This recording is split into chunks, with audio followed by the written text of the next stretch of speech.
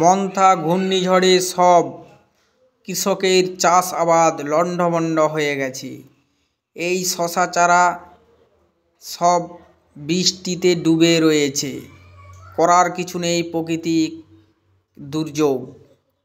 আলু, ধান সমস্ত শীতকালীন চাষে মন্থা ঘূর্ণিঝড়ের প্রভাব পড়েছে আমাদের এলাকাতে।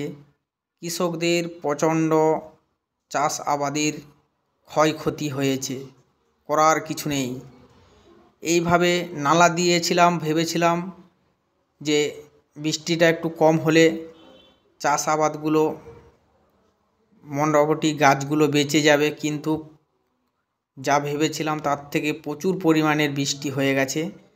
সমস্ত চাষিদেরই প্রচুর ক্ষয়ক্ষতি হয়েছে। আলু সব ডুবে গেছে। এই যে ছোট ছোট চারা শশা গাছ, এইগুলোও ডুবে গেছে। ভিডিওটা বানিয়েছিলাম 28 তারিখে, আজ 30 তারিখে আপলোড দিচ্ছি।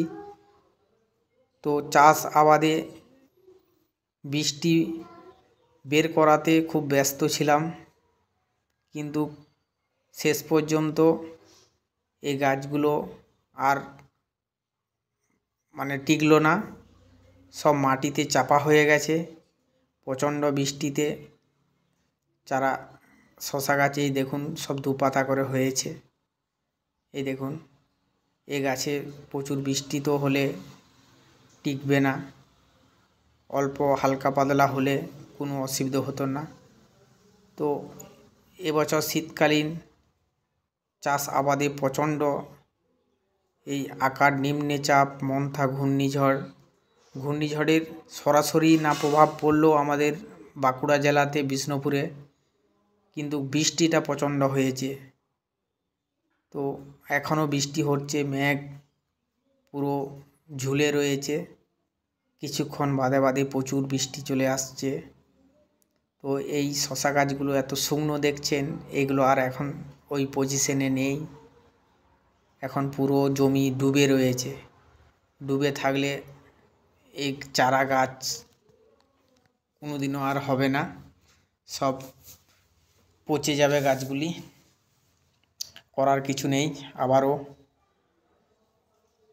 জমি শুকনো হলে পারা আবারও নেঙল দিয়ে আবার পুনরায় চাষ করতে হবে।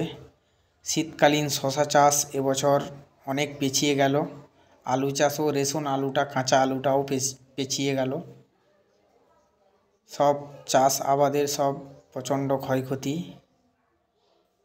টাইমে আকার বৃষ্টিতেই কৃষকদের প্রচণ্ড ক্ষয়ক্ষতি।